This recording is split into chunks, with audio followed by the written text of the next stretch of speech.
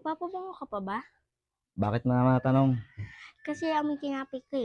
Oh, ayaw mo nun? Amoy ko palang nakakabusog na. Hindi kasi pa eh, nakakasuka. Bakit? Ano tinapay ba yun? Putok. Amoy putok ka kasi pa eh.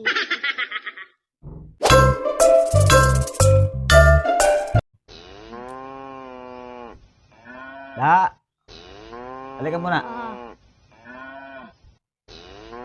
Da, tingnan mo yung kalabaw natin.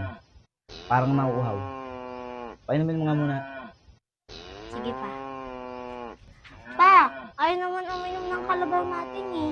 Bakit? Saan mo ba nilagay ang tubig? Sa baso. Talaga tong bata to, ang laki-laki mo na hanggang ngayon, hindi ka pa rin marunong mag-isip. Paano nga inom yan? Hindi mo nilagay ng straw.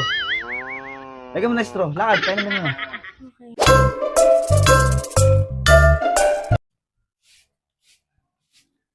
Pa, aalis na ako sa bahay na to. Bakit naman? Puro na lang mali yung nakikita niyo sa akin eh. Mali. Diyan ka nagkakamali, anak. Ina mo, mali na naman ako.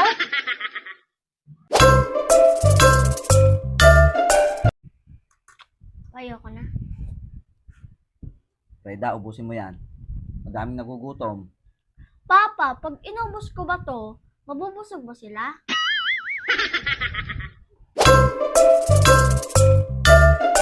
Pa!